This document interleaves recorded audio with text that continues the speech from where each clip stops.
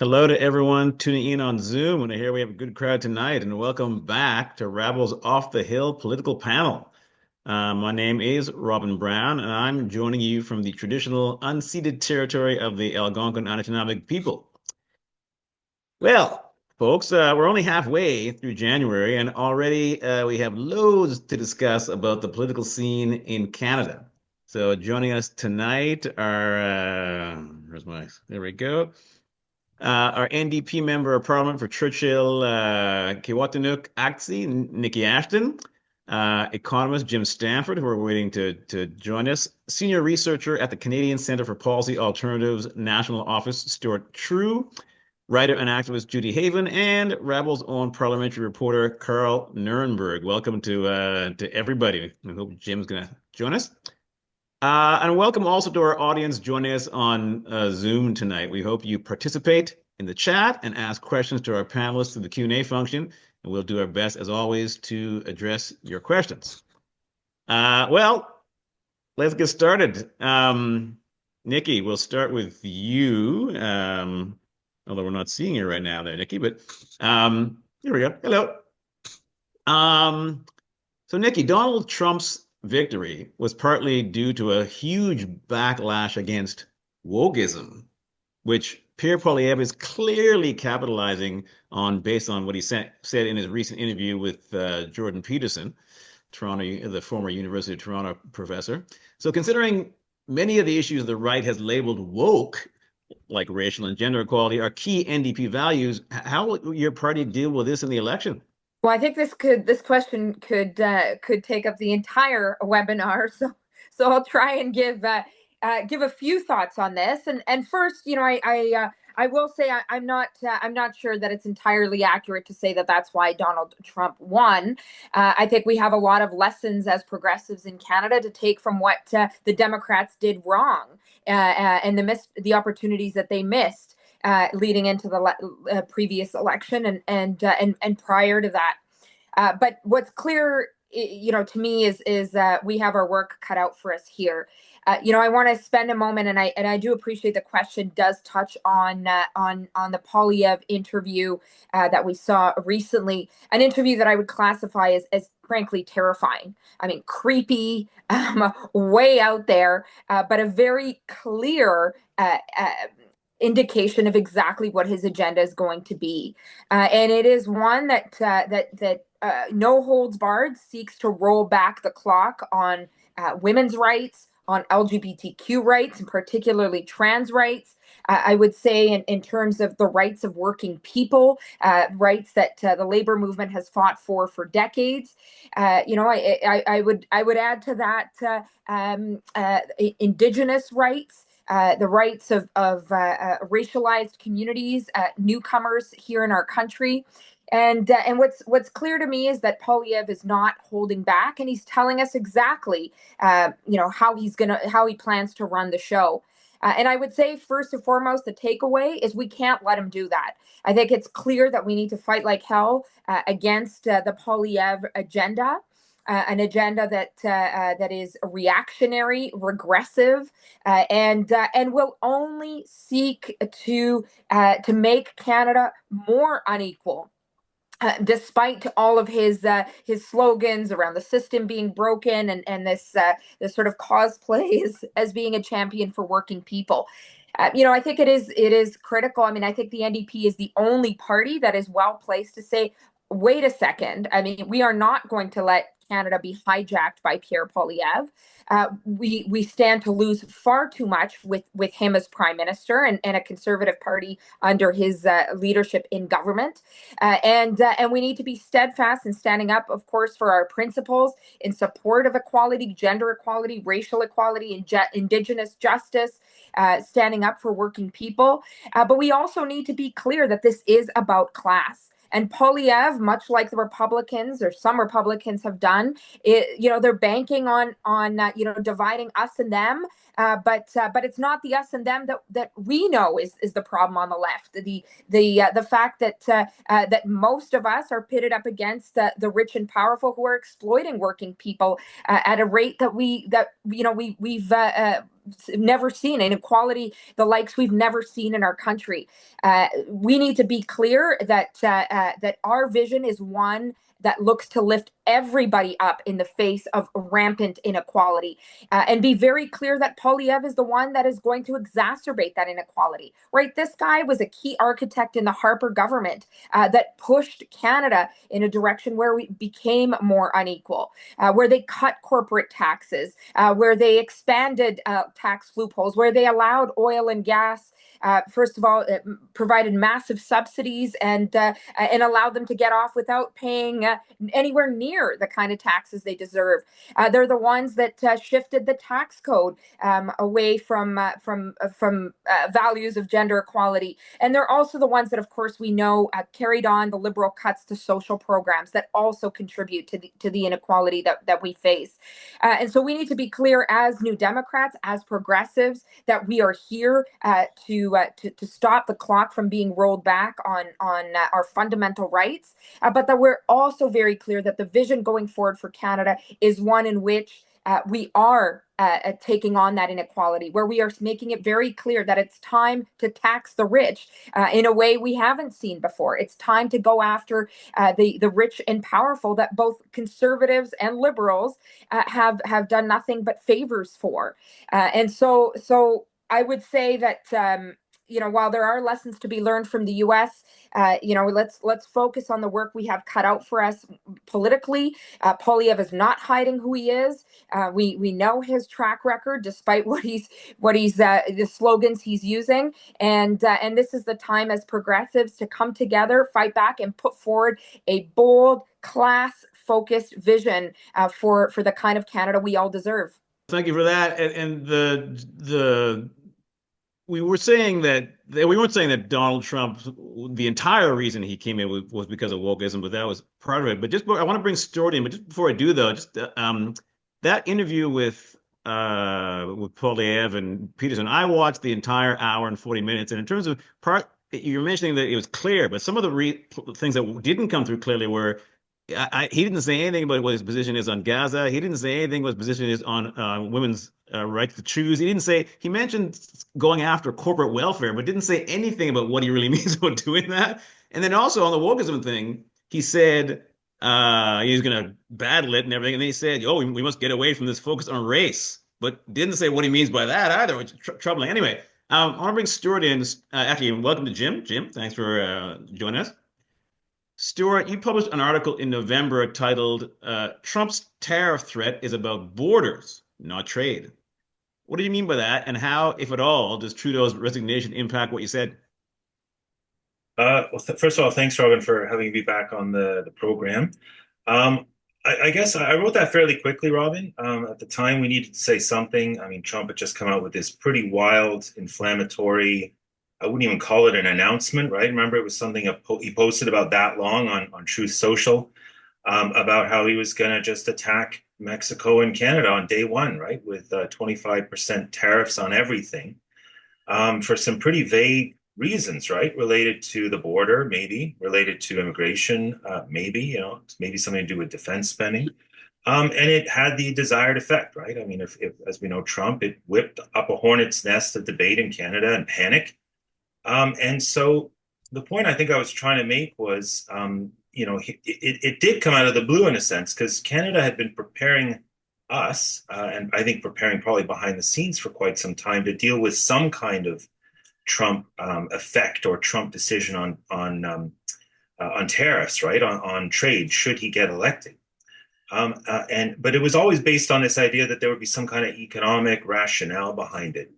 And here he was just kind of coming out with straight up coercion, right? This was a threat.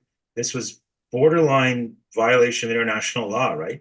To kind of force some kind of decision on Mexico and Canada that they might not want to take. Maybe we want to take it. Who knows? We don't even know what he wants us to do at the border, right? As an aside, I saw we've hired 2 helicopters, I think, to send to the border. That was a big announcement today. We don't even have the helicopters. We've leased them from some private company. Anyway, I don't know if that's going to appease Trump. But the point is, this was economic coercion, and that we'll have to wait and see what Trump really wants once he comes into effect. But it doesn't set a good tone, right off the bat. Since then, though, and the reason I'm not completely committed to what I was saying in that piece is because since then he has been raising economic trade-based reasons for imposing tariffs, not just on Canada, but obviously on the whole world. We're expecting something. I don't know if it's going to be day one, but it does look increasingly, based on news reports, that we're going to be there will be some kind of tariff plan coming out of the Trump administration. It might be phased in. It might be 1-2% a month. It might be 25% on all countries, right? We don't know. But it's obviously something we're going to have to scramble to deal with, right? When it comes down. And so, yeah, does Trudeau stepping down? That's the other part of your question. Have any impact on this? I don't think so. Trump was really hounding Trudeau before Trudeau decided to step down a couple weeks ago. I don't think his stepping down makes us in any better or worse situation. Again, we don't know what he wants, right? And we don't know exactly what we're going to have to agree to get rid of those tariffs if they do come into place. And it frees up Trudeau to some extent, right? As we saw today, there was a meeting with the premiers, and it looks like they have a plan that most of them can be happy with, right? With the exception of Daniel Smith in Alberta, who doesn't want to do anything to upset the US-based oil companies, right? And having the oil continue to flow. So, I don't feel terrible, right, at this point. I think we should be extremely worried about the impact of a 25% tariff if it comes to that. But I don't feel terrible having this kind of level of political uncertainty with respect to the next leader of the Liberal Party. Thank you. All right, Jim, let's bring you in. The Center for Future Work, of which you are director, released a new report earlier this week showing that Trump's complaints about Canada-US trade are not backed by facts, and that Canada, in fact, subsidizes the US and not the other way around. Will Canadian negotiators be able to convince the US of any of that, and how will it play out in the Canadian election? What a surprise that Donald Trump doesn't let the facts get in the way of his bluster. Shocking. I do think, I mean, we in a way we get immune to this just because we hear it from him all the time and we just kind of laugh sometimes, but we do have to challenge it. He was out there the other day saying, A, the trade deficit they have with Canada is $200 billion. And B, that constitutes a subsidy. We're a charity case. The U.S. is bailing us out through this trade deficit. And the number is completely made up. There is no evidence anywhere, no report, no statistical source where you can say the U.S. has a $200 billion trade deficit with Canada. Their own official numbers from the Census Bureau and the Bureau of Economic Analysis said it was 40 billion. So that's 1/5 the size in 2023. And then it declined another roughly 10% this year. The final numbers won't be in for a few weeks. So the number is all wrong, but the theory is even worse, right? The idea that because they have a trade deficit with us means they're subsidizing us is nonsense. What it means is that we sell a little bit more goods and services in America than they sell in Canada, but the two-way flow is enormous. First of all, it's $1 trillion a year, so 40 billion might sound like a big number, but it's peanuts in the grand scheme of the bilateral trade. In fact, America's trade with Canada is more balanced than almost any other of its major trading partners. And the size of the deficit with Canada is the 10th largest. It's like a sixth the size of their deficit with China, a quarter the size of their deficit with Mexico, and so on and so forth. And then the other thing to remember is the U.S. has run a trade deficit every freaking year for the last 49 years, since 1976. 75 was the last year they had a trade surplus. So this isn't new. It's not an emergency. It hasn't even gotten worse. It's actually shrunk a bit as a share of U.S. GDP in recent years. So the whole argument is nonsense, which suggests, he's just throwing this out there. As my old president at the CAW used to say, Buzz Hargrove, he's throwing shit at the wall and seeing what sticks. And just trying to mess up the opponent, keep us disorganized and frightened and intimidated. And, to some extent, it works. You've got corporate Canada obviously running around trying to make hay out of this moment to advance their own agenda for things. You've got Daniel Smith, breaking ranks with the other provinces. And you've got conservatives saying, Trump's got a point. We should do what he says. And he doesn't have a point. So I admire Stuart's calmness just now when he said he's not upset, he's in a good place. I think Trump is going to go ahead with something dramatic. I think that's, how he rolls. Canada is obviously not the only place in his crosshairs. He's playing, brute force power economic politics with all countries in the world. Remember, he said he's going to impose a tariff on everyone, not just Canada and Mexico, but also China and the rest of the world. So this is, I think, a serious crisis for Canadian economic development and sovereignty. We oriented, rightly or wrongly, we all think wrongly, our whole economy around exports to the U.S. after the free trade agreements. And it's hard to unscramble an egg. That's where we produce and sell stuff. So we should be under no illusions that a big disruption in that is absolutely going to cause a major recession here. And then I'm more worried about the political fallout, the fracturing that would happen from a recession, given the ugliness of Canadian political discourse these days. So I want some of Stuart's calm pills. Okay, send me some. Thanks for that. Just to for us non-economists to be clear, is the tariff threat related to this fake trade deficit thing? Is he saying, yeah. oh, you got this deficit? It is okay. Well, that's how he's justifying. How does he justify the idea that they would impose a 25% tax on everything they buy from Canada and Mexico because the U.S. has a trade deficit? And his theory, which is all wrong, is by making the imports more expensive, that will mean people will buy American instead of buying the imports. Now, if you're talking about finished products that are on the shelves at Costco, there might be some logic to that. There's other trade-offs that you'd have to take into account, whether a tariff is the best way to go or not. But the stuff we sell to Americans, by and large, is not finished products that show up on the shelves at Costco. In the report that we released this week, it's called Who's Subsidizing Whom? I'm very proud of the correct grammar in that title, Robin. Who's subsidizing whom? We estimated that 76% of everything, all the merchandise that we export to the U.S., is unfinished goods, energy, minerals, lumber, agricultural products, parts, semi-finished goods, machines, etc., not things that are finished products where a tariff might shift somebody's decision. So what you're actually doing is you're adding a 25% cost to U.S. businesses on important inputs that they need for their own production. This is why the whole tariff debate is very, very different in a world of intermingled supply chains. And nowhere are they more intermingled than in North America after 30 years of free trade. It's so intermingled, it's hard to tell which country a product was made in because there's so much back and forth. So this is his logic, but it's political bluster. He used the tariff argument effectively in the U.S. election. Now he's using it in sort of announcing his reentry and with a shock and awe first day in office to the rest of the world. And Canada and everyone else should be very worried about the willingness of the U.S. now to just exercise brute force to have its way in the world. This is a big problem. Okay. All right. Thank you, Jim, as always. Karl, let's bring you in here. There's been lots of talk about how bad Trudeau is from all the people who don't like him.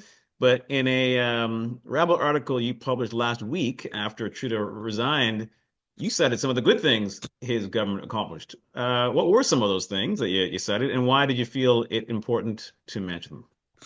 So thank you again to all of you for being here. Nice to see you all. It's nice to meet Judy Haiven in person, to see Stuart again, and Jim and Niki.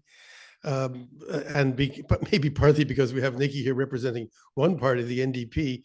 I should say a lot of the list is because these are policies that the NDP pushed on the Liberals, either as part of the confidence and supply agreement, or simply that the NDP had for a long time advocated these policies, and then the Liberals adopted them on their own. But nonetheless, to list the accomplishments of the government in the area of economic and economic/social and environmental, a carbon tax. Yes, this is what they're getting killed for politically, but actually coming into power and saying that there has to be some way of trying to deal with climate change at the same time as the government also, by contrast to the Harper government that preceded it, signed on to international agreements such as that in Paris on climate change and tried to work constructively. There's lots of flaws in the government's climate change policy and in Canada's climate change performance, but it is good intentions. And Canadians listening to this broadcast or looking around should note in their bank accounts, many of them, that they got money back. They got the carbon tax rebate. It's somehow the government has been bad at the marketing of this policy, because I think a lot of us come ahead in the carbon tax game, because if we add up the rebates, it's more than it's very difficult to calculate, how much are you paying for a carbon tax, since it's not just gasoline at the pump or heating oil or products such as that, but it's an input into other things that we purchase. So it's very difficult to make a clear calculation. In any case, there you go. The carbon tax is one. Very early in their tenure, Justin Trudeau's government made a break from the previous Liberal government. I call it the Chrétien-Martin government. It was always a partnership of the two, in that they were looking at ways of spending money and redistributing money, and dealing with shortfall of funds to fund what they wanted to do. And rather than merely looking at cuts, which was the Chrétien attitude all along, when they faced deficit, what they considered to be deficit problems, they only had one solution: cut, cut, cut. Paul Martin said, we're not raising anybody's taxes by 1 cent, no matter how rich they are. You cannot be too rich for us. You can be earning $1 billion a minute, and we're not going to ask you to pay 1 cent more to slash a deficit. We're just going to slash healthcare and transfers to social services and make people poorer, and make people make it more difficult to get health treatment and other services. This government raised taxes a little bit, but some on people, the rate on people earning over $200,000 a year. They did it in a funny way, and they redistributed it in a funny way, but that's a different issue. It showed a certain amount of breaking with what had become a pattern going way, way back to the Mulroney time, that we would not ever raise anybody's tax, or any kind of tax, except, of course, the GST, a consumption tax that hits the poor as well as the rich. It hits the poor more. So that's another thing in their favor. The Canada Child Benefit, which really has resulted in a significant decrease in child poverty, has brought hundreds of thousands of children out of poverty. And then the $10 a day agreements for childcare. Again, now that was strictly from the NDP. They just borrowed. That was an NDP policy prior to the 2015 election. The Liberals said they didn't go for it. They weren't in favor of it. But to their credit, they changed their mind and adopted it afterwards.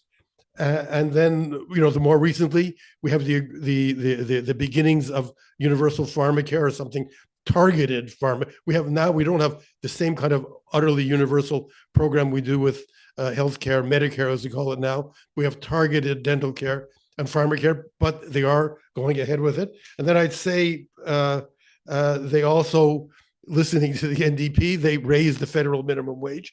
When the NDP proposed that in 2015, they laughed at it. They did videos saying people think their wage is going to go up, but they don't realize it's only federally regulated workers, which is a very small minority of the entire workplace. Almost I think something like 80 or 90% of workers in Canada are provincially regulated. So it affects transport, communications, banking, a few industries. But the position of the NDP was, and finally Trudeau adopted it, we can set an example. If we raise the federal rate, it'll pull provinces to follow suit. It'll raise everybody, as well as passing an anti-scab legislation. Again, something the Liberals in the past have been opposed to. Guess who voted for it as well? Pierre Poilievre. Every single member of parliament voted for that. And then on the Democratic front, they succeeded finally. During Harper's time, the Senate was a cesspool of scandal, and they succeeded finally in making some kind of reform. At least now we have a Senate where we have people like Kim Pate and Francis Lankin are members of the Senate, because it's based on some kind of merit system, and the senators appointed aren't as representing a political party. They're independent senators. So Trudeau was only appointed independent senators, nonpartisan senators, based on a whole process for selecting them at arm's length. The Senate is not a perfect institution. The NDP would like to abolish it, but that is a constitutional amendment. Achieving a constitutional amendment is easier than entering heaven through the eye of a needle. So, we're not going to do that in Canada. Their language on refugees and immigrants. They promised 25,000 Syrian refugees when they were going to come into office, and they actually did it. And they sort of changed the whole tone of language. The conservative government of Harper used to use refugees as punching bags. Used to try to get political hay out of it. Used to try to scare people about being flooded with all kinds of dangerous people, and they stopped that. So those are a whole. Finally, Pierre Poilievre, the one piece of legislation with Pierre Poilievre's name on it is the Fair Elections Act, which is anything but fair.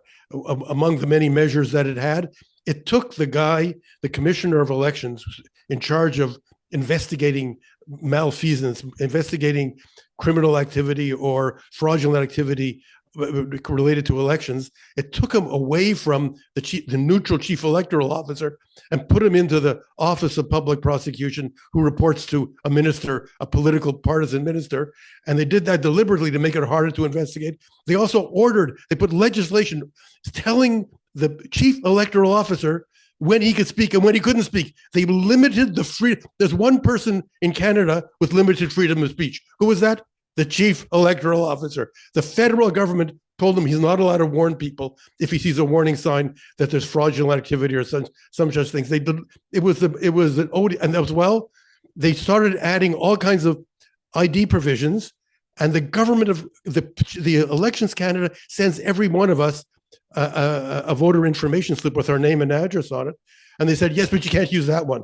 The one piece of ID that we give you, you can't use. And no longer will we let somebody vouch for a person. If there's some person who has no ID for some reason, a neighbor could vouch for them, and they could sign and swear that they're really what they are. In any case, the Liberals rolled back all of those odious provisions in the Fair Elections Act. Of course, the one piece, I won't mention this quickly, but the one piece of democratic reform, which to their eternal shame and his eternal shame, Trudeau not only failed to do, but has been, since he's failed to do it, he's been gaslighting us with lies and made up arguments and excuses since then, is electoral reform. And that is their greatest failure as a government. Enough from me. Thank you for that. This is a great segue to bring in Judy. As Judy, you published a blog post last week called Fallout from Trudeau's Resignation, and in which you describe yourself as, quote, way to the left of the Liberals and also to the left of the NDP. And then you went even further than Karl in terms of listing some of the good stuff that Trudeau had accomplished.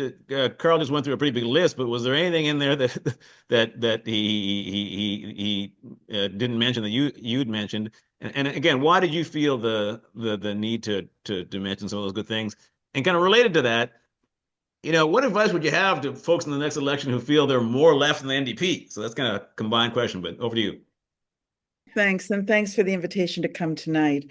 Well, I just wanted to thank Karl, actually, because our blogs or our postings got crossed because he mentioned 10 very good things, well, generally speaking, good things that the Trudeau government's done. And of course, they were pushed in a lot of this by the NDP, which is very good, which is the way minority government is supposed to work, actually, in this country, at least in civics class. They tell you this is a good idea. And I also mentioned about 5 other things that I just briefly touch on right now that Karl didn't mention. But altogether, this brings me to 15 or 16 things that the Trudeau government's accomplished that have been actually good things. Now, of course, there have been bad things too. But when we're looking at social policy or something like that, I look at the fact that there's this dental care for the elderly, the disabled. It's either free or it's cheap. How much longer we're going to have it if this government falls, I don't know. We have free contraceptives. That's a big deal, actually, in this country, and free drugs for diabetics. It's a very big deal when we see that, 5 to 7% of the adult population, I think 10 even percent are diabetics right now. Daycare, making it more affordable. I think Karl talked about that. And of course, the National School Food Program is a huge deal here in Atlantic Canada, where, well, here in Nova Scotia, we have the highest incidence of child poverty, I think, in the country. And a lot of children go without food all day long at school. So this is a very welcome program. Of course, the Tory government in Nova Scotia is doing what it can to soft pedal it, but as of the end of this year, I think it's in all elementary schools, at least in the in the province. The other thing that people don't realize, and older people realize this, is that Trudeau rolled back what Harper did. Harper raised the age for the old age security, OAS, to 67, and Trudeau and his government lowered it back to 65. That's thousands of people get OAS, tens, I don't know, hundreds of thousands of people get OAS. And this is a big deal if you get that in tandem with Canada Pension. But I'd like to just answer, Robin was just asking, why would I, who doesn't really like what the NDP does a lot of the time, and why would I say that, why would I be interested in what's going on, what the Liberals have done? Well, I think we have to have credit to credit where credit's due. And the last couple of years of good things that have happened. And I just saw a person wrote in the chat here, what about the $2,000 a month for the CERB payments? That was fantastic. The woman up the street from me, just to give you an idea, has 4 children. She's a single parent. And I see her at the grocery store because she's a cashier. And as we all know, cashiers do not make much money.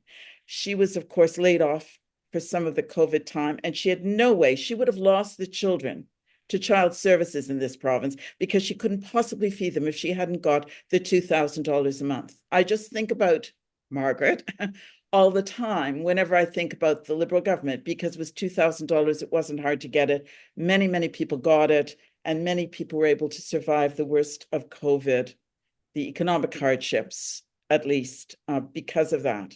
So I guess what I'm trying to say is that the Liberals have a pretty good record, and the NDP is to be commended as well. They not only back things, but as Karl said, they initiated a lot of good social programs. Now, as for the other question that you had about why I'm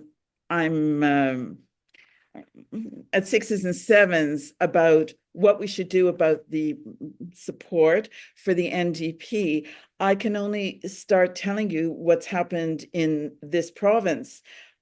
You may have read that a person called Tammy Jakeman was disallowed. She was nominated to be the candidate for the Eastern Shore, which is provincial riding here, and she was nominated as the NDP candidate. She's a very active woman who does a lot of work for the NDP and a lot of work for the community. And because she dared to post in what the NDP thought was unreasonable comments about Israel and Palestine, about the tens of thousands of children dead and that sort of thing, she lost her nomination. The NDP came and they actually sent 2 people to come and tell her to her face she was no longer nominated and she could no longer run in the provincial election for the NDP. Now you might say, well, that's the province. That's the province's problem. That's the province NDP. But then we had the case 4 or 5 years ago with Rana Zaman, exactly the same with the federal party. And here that was huge.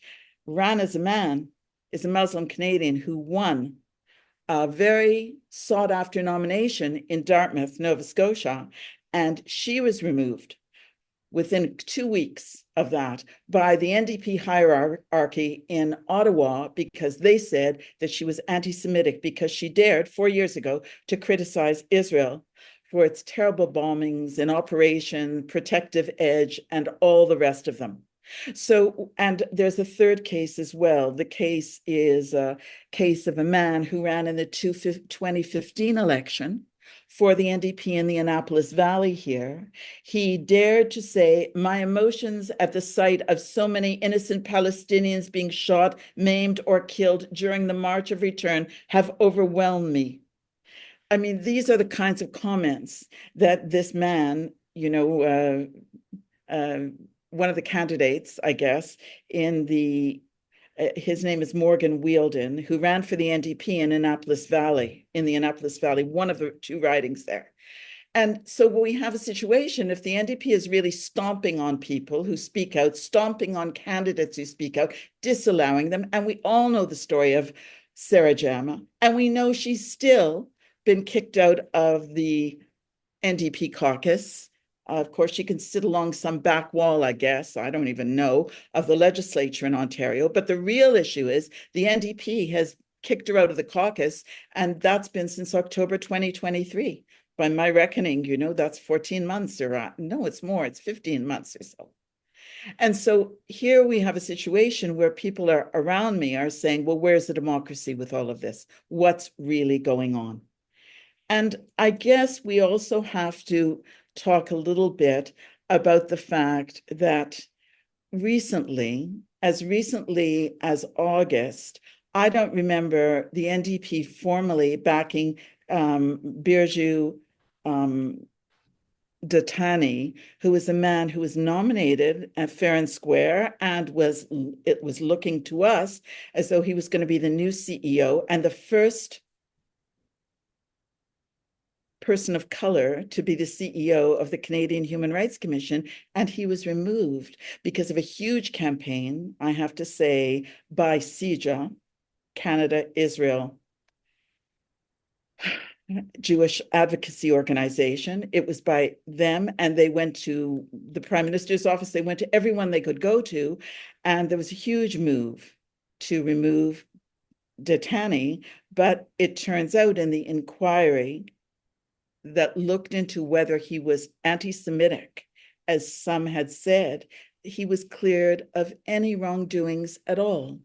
So we have a situation where, once again, the NDP hasn't, and I'm not saying that Niki wouldn't have said the right thing, but I'm saying in general, the NDP does not publicly support people who are standing up to tremendous injustice. And I would say that about Birju Datani as well.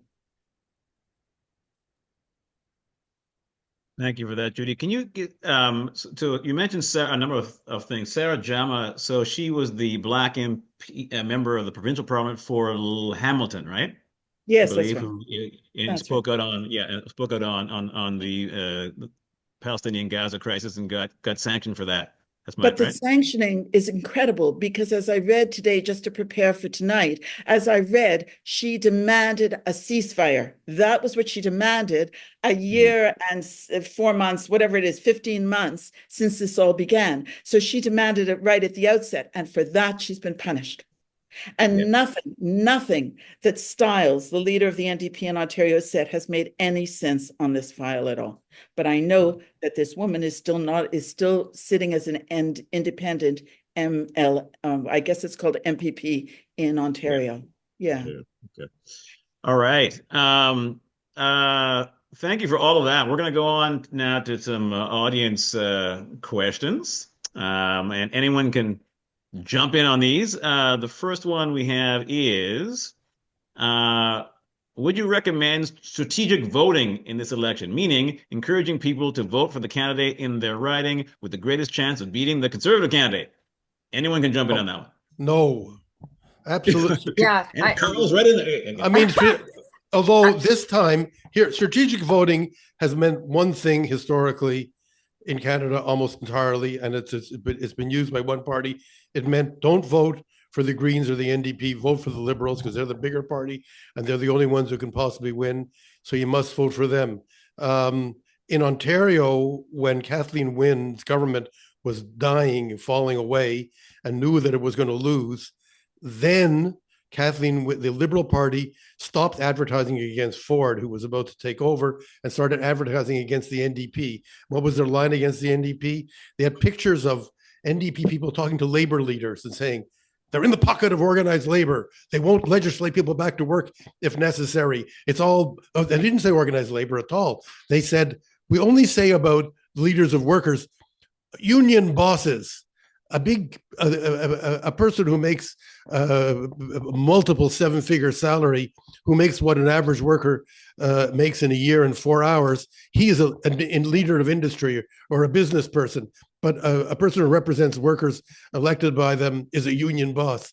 So utterly, I mean, I think this time we may see in the end that some people will feel that the strategic vote for them, especially in Western Canada, every opinion poll has the NDP ahead of the Liberals in every single Western province. So maybe then the strategic vote west of Ontario would be entirely for the NDP, but it's ridiculous because you rarely get, you would have to have invested in opinion polling in Canada 5 million times what is invested. You'd have to have weekly detailed, intensive polls of 338 ridings every two or 3 days to know what your neighbors are doing. So then you could figure out how to vote based on what you think your neighbors are doing. In any case, that's why we need electoral reform, to get around it. Strategic voting is a meaningless activity that is only voting against your own sense of fairness and your own sense of principle. Vote for what you believe in. That's the only way to go. Right on, Karl. Anybody else want to jump in? And Nikki, I can see. I was going to jump in, and but Karl's enthusiastic no, I think, came before mine. But I share the same enthusiasm. I mean, strategic voting 100% has been used by the Liberals to stifle progressive votes in ridings. In fact, we've also, I mean, I don't have the stats in front of me, but we've lost seats because of that last minute rush to the Liberals. I would also say, so big no to strategic voting at any point. I think this is an election that's where it's very critical that we go out and vote on principle, especially because we know to what extent Poilievre is regressive, reactionary, reaching out to the far right. Embodying some of the politics of the far right. I think it's really critical that we stand up to be counted as progressives. And I do also want to share, I appreciate what Judy shared in terms of, the challenges that she's seen with the NDP. Of course, when I ran for leader 7 years ago, that was a big part of what I was talking about, the need to stand up boldly for Palestine and for party democracy. And part of that was of course, ending the targeting and of course, the silencing of New Democrats stepping up to run in elections. Who did speak out for Palestine, and I certainly hope Sarah Jama is brought back into the NDP. I certainly hope that we have candidates that have a track record of being clear on Palestine running for us in this election. I am proud of the NDP's position on Palestine. We are the only party in the House that's been clear. I mean, want to acknowledge, of course, the Greens, but in terms of parties recognized in the House, it's only the NDP that's been clear on the need for a free Palestine. I know we are all very hopeful with the recently announced ceasefire, hoping that that peace and justice will come, and that free Palestine is what we will all see sooner than later. So I appreciate that feedback, and it's clear to me that this election is too. There's too much at risk not to stand up and be counted for what we believe in terms of equality, fairness, and justice.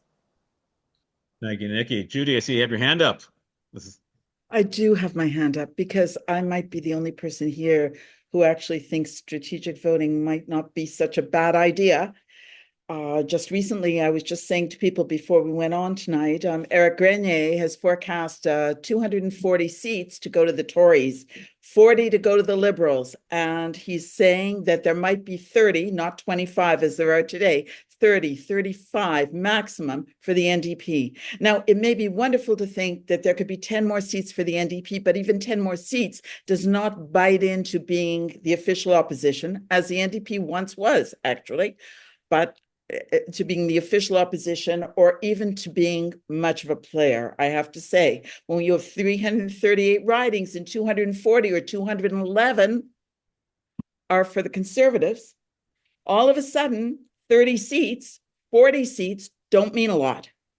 And I think we have to really consider whether we're going to really be seeing this huge avalanche, this vote for Poilievre. I don't know, but if we have this, and if he gets a supermajority, then it's extremely important, to have some kind of a minority voice that can count, because otherwise I'm not sure that 40 seats are going to count.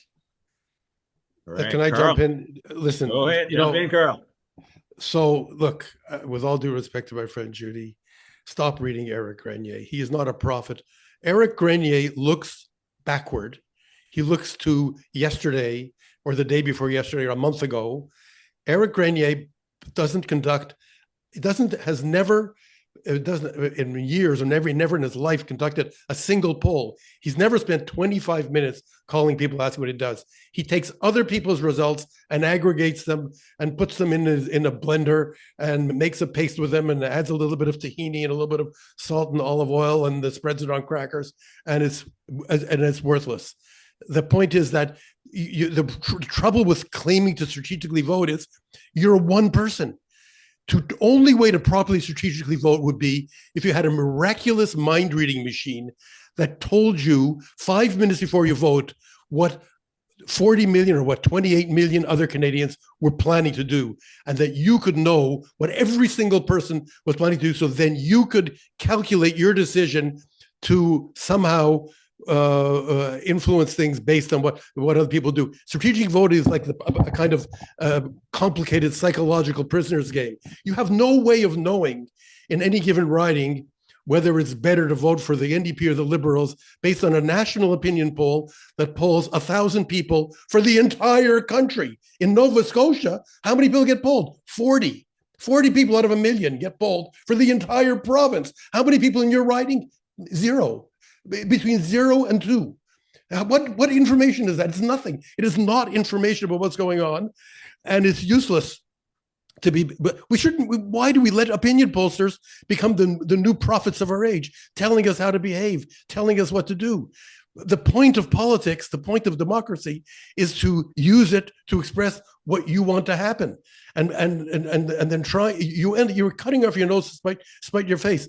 And half the time, in many occasions, as this happened, people have voted for the party they thought was somehow better. Like here in Ottawa Centre, where I live, we had occasions where people were rushing to vote for the Liberals, and they ended up electing the Conservatives. You can end up giving. The problem is not, Judy, that what you want to achieve, having a stronger opposition, having not divided opposition, is a terrible idea. The problem is strategic voting is an impossible task to do unless you were a brilliant mind reader who knew what every other voter was doing in every other riding 5 minutes before you were to vote. And then even then, yours is one single vote. How much influence can it possibly have? You'd have to have a whole movement of people who are going to then coordinate their activity. The whole thing is merely a ruse for getting people to vote for the Liberals. We've got other questions coming in. I want to move on, but Stuart, can you get a quick comment you want to make on this? Sure. First of all, Jim, I'm not as calm as I look. I'm actually quite concerned, not just about what Trump might do next week, but obviously about the election and probably his agenda. I agree with Niki that it is looking like one of the worst possible governments we could imagine in terms of cuts to public services, in terms of hits to the environmental policy, and of course the racist underpinnings of a lot of what these people are saying. I think if the situation is that bad, obviously, to me, an alternative to strategic voting is strategic electioneering, or whatever you might call it, the French model. I mean, we could withdraw candidates strategically, a cooperation between different parties to keep the Conservatives out. That's one option. The other option is no election, and we have some kind of strategic cooperation in advance, some kind of unity government to deal with whatever crisis is coming our way post-Trump, which would be a completely different thing. And I think it's impossible that the Conservatives would agree to that kind of thing based on what Daniel Smith has been doing this week. But just to say it's an option, right? So the final thing I'll say is that we might not even, by the time the election comes, we might not be even judging Trudeau's record, right? I mean, we're looking at, depending on, as what Jim was saying, and in the polls, so based on what Trump might do, which will be catastrophic if it's a 25% tariff, it's going to be bad. Based on the polls, which show the economy is the top issue for Canadians right now by a large stretch, and it's doubled in importance in the past year or two, and that we're not dealing with Trudeau in the next election, right? So this changes the situation to me, and maybe some of this past record is going to become less important as what the next Liberal leader is promising. In an environment where the Liberals are currently leading the situation with respect to Trump and may be able to provide some kind of inspiration to a country that is worried about the economy and becoming more patriotic, right, by the day, right, as Trump does these things and the threats become more real. And there's a real kind of shifting in the public mood, I think. So just to say, serious, definitely, Poilievre's leading. It's a terrible agenda. It'll be bad for Canada in every respect. Yeah, strategic voting isn't going to work, but maybe some kind of strategic plan among parties would work, right? Okay. All right. I think we've got, and this last audience question will take us to the end. And it's a good one. So, it relates to housing, right? Housing is such an important thing. And so people are saying, hey, Polyev says he'll build lots of houses. Will he solve the housing crisis? Who wants to jump in on that one? And also, and I should point out, again, I listened to the whole interview, his whole 1 hour and 40 minutes, and he mentioned in there, he used the same line about building lots of houses. That's all he said. No detail in there. But anyone want to jump in on I'll that take one? I'll take a crack, Robin. I'll go quick. Polyev can go doesn't after. build Polyev doesn't build the houses, and he's saying that it's all because of these municipal gatekeepers that the problem exists. Now, we definitely need more housing supply, but it should be non-market housing that's supported through public planning and hopefully public or non-market ownership systems. And Polyev isn't at all interested in that. And it's really important with housing, just like with groceries, just like with energy, to demystify why people are paying so much for these things in the first place. And in housing, it isn't because of government. It's because of landowners and speculators and corporate landlords that housing has become so expensive. Polyev has no solution to that. In fact, he'll reinforce it. Thank you. Nikki, I saw you wanted to jump in. Yeah. Yes, absolutely. Well, I really appreciate Jim's take and the receipts he's bringing. I mean, let's also not forget Polyev was the housing minister under the Harper government, and got almost nothing done. And of course, like I said, on various fronts, including housing, we only saw inequality increase. So it's pretty rich that he's out there defending millennials and promising my generation that he's going to get us affordable homes when he has the track record that points to the absolute opposite. But back in November, I actually did a press conference along with my colleague Alexandre Bouleris with Acorn and Canadians for Tax Fairness, and we talked about the latest report from Canadians for Tax Fairness, and we talked about just how devastating the financialization of housing has become, and we also talked about the fact that the Liberals have refused to close key loopholes, some of which they actually promised to, when it comes to putting a stop to the financialization of housing. So just sort of going back to the previous point, I mean, the Liberals love painting themselves, cloaking themselves in left-wing rhetoric, progressive rhetoric, but certainly when it's a chance to act, a lot of their economic policies in particular are in fact right-wing and certainly in support of the rich getting richer. So, I think we need to be putting forward a bold vision around investment in housing, social housing, cooperative housing, more broadly, affordable housing. I'm proud of the work that the NDP did in this last through the agreement with the Liberals around urban Indigenous housing as well, which we know some of the greatest crises of housing are in Indigenous communities across our country. But I will say, one of the things that I find particularly disturbing with Polyev is the extent to which he's reaching out to disenfranchised young people, my generation, folks that are younger, who are seeing a Canada that, a Canadian dream that they cannot attain, whether it's housing, whether it's a pension, whether it's, having a family, because of how expensive life has become, how difficult life has become. And I just want to, let's muster all of the energy we have to puncture that balloon, that the BS, right? I think Jim used the word shit earlier, so I'll say the bullshit that we're hearing from Polyev, that he is going to fix the system that is broken, including on housing, because his track record proves the opposite, and his politics, which is to enrich the rich, is absolutely the opposite of what we need to close the gap for my generation and everyone. Thank you. And Judy, looks like you're going to have the last word. Go ahead. Oh, if you come off mute. What I was going to say about housing is this government has spent hundreds and hundreds of millions of dollars on housing, and it's all, I would say 80% of it has gone to the private sector, for the pro-profit sector, which is what Jim pointed out, I think, a few minutes ago. And the real story is the housing policy in this country right now is a disaster. I'm not sure that it's going to be any different under Poilievre. It's a matter of throwing around an awful lot of money and giving developers a lot of money, a lot of land, and a lot of encouragement to do what they're doing, which is the complete financialization of housing, which has meant, as Niki and others say, people can't afford to rent or to buy in many, many cities. Thank you. All right. Well, that is all the time we have for questions today. So thank you to all our wonderful guests, Niki, Jim, Judy, Karl, and Stuart for joining us today. Our live political panel Off the Hill will return next month on February 19th.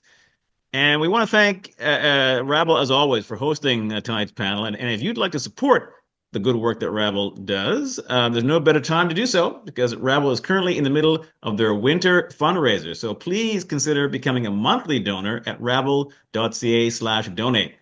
And thank you all for joining us tonight. And we will see you all on February 19th. Thanks, Thank folks. you, Great Robin. Thanks, conversation. everyone. Thanks. Take care. Thanks. Good night. Thank you.